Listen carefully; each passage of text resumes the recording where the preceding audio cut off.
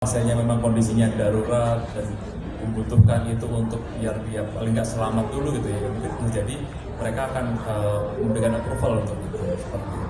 Cukup menjawab. Terima kasih. Jadi sebelum dilakukan tindakan stem cell kepada pasien, biasanya dari rumah sakit ataupun dari dokternya akan menganjurkan atau wajib ya sebenarnya Pak ya untuk ada screening tumor marker. Jadi ada beberapa parameter, untuk laki-laki apa, untuk perempuan apa, untuk melihat apakah ada atau tidaknya histori gitu ya, atau riwayat ataupun indikasi ke arah sana seperti itu.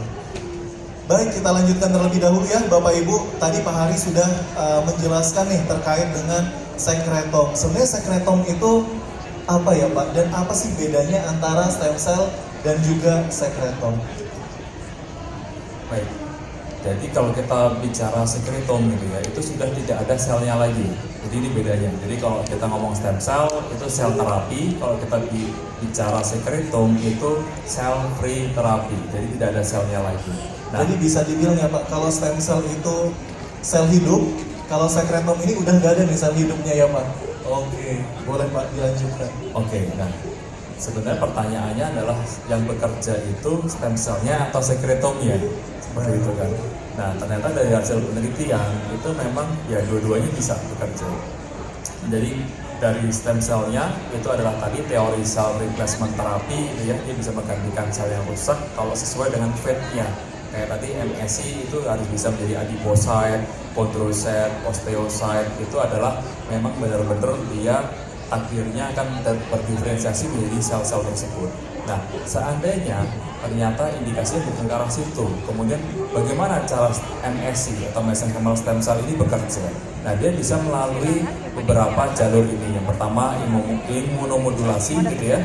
Jadi dia punya kemampuan untuk meregulasi imun, bisa melakukan dari antiinflamasinya, kemudian menekan proinflamatorinya, kemudian dia juga punya paracrine effect atau efek parakrin di mana bisa menginduksi angiogenesis. Nah, kita tahu di beberapa indikasi itu butuh percepatan untuk pembentukan pembuluh-pembuluh darah yang baru, gitu ya, regenerasi.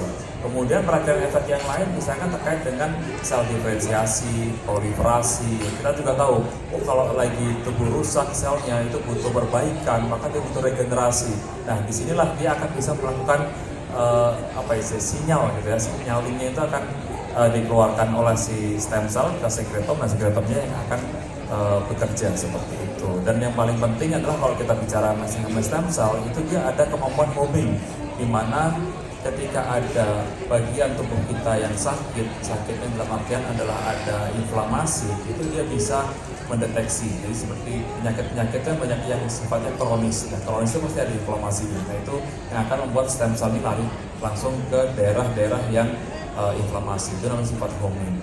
Nah, sebenarnya sekretom itu apa? Sekretom itu adalah semua yang disekresikan oleh stem cell. Itu ada yang terlarut, ada juga yang vesikular gitu ya. Kita tahu kalau misalnya sel itu dia juga mesti akan mengeluarkan RNA, mikroRNA gitu kan, kemudian protein, growth factor, lipids, itu semua yang dikeluarkan oleh sekretom, stem cell. Kemudian kita juga tahu ada vesikularnya gitu ya, apa ada exosom, microvesicle, kemudian intracellular. Jadi kalau dibilang di sekretom kita ada exosom nggak? Sebenarnya ada gitu, cuman memang tidak dioptimasi, artinya kita tidak melakukan konsentrasi agar exosomnya lebih tinggi seperti itu. Tapi sebenarnya salah satu komponen yang ada di sekretom itu adalah exosom. Kemudian ini adalah kita bisa lihat ya di yang sebelah kanan itu kita bisa melihat ada beberapa fungsi dari sekretom yang dihasilkan oleh mesenchymal stem cell, misalkan untuk antimikrobial, neoangiogenesis, kemudian bisa untuk anti-apoptosis, kemudian imunomodulasi dan tissue regeneration. Ini adalah semua yang sudah di mapping terkait dengan kemampuan dari protein growth factor yang ada di sekretom untuk mendukung regenerasi ketika nanti dimasukkan secara in vivo.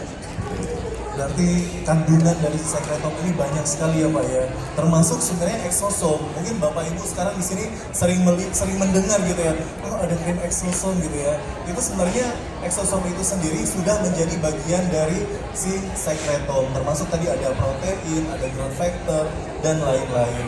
Nah, kenapa sih Pak kalau kita lihat ya, kenapa sih industri farmasi itu harus menjaga gitu ya, harus menjaga supaya memproduksi si stem cell maupun sekretom ini harus dalam sertifikasi gitu ya. Jadi industri farmasi tidak bisa semuanya untuk memproduksi stem cell maupun sekretom.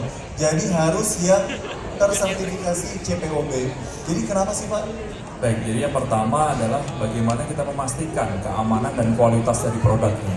Kita tahu tadi produk ini akan diinjeksikan dan sifatnya steril.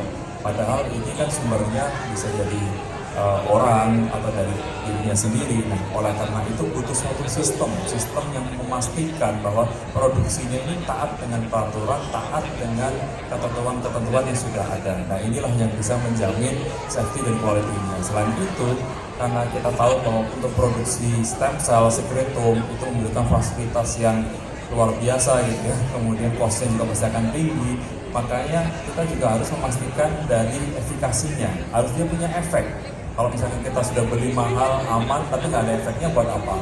Nah, istilah GMP ini akan memastikan bahwa efikasi baik itu dari batch 1, batch 2, sampai batch terakhir itu akan selalu sama, konsisten.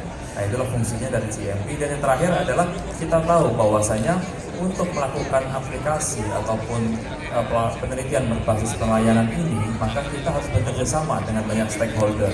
Nah, ketika kita melakukan itu dengan GMP, maka dokter yang akan menyuntikkan, rumah sakit yang akan menggunakan produk ini, dia juga akan merasa lebih aman, lebih confidence. Nah, inilah building trust and confidence. Ini sangat penting sekali dalam industri healthcare yang ada seperti itu. Mungkin boleh langsung dilanjutkan.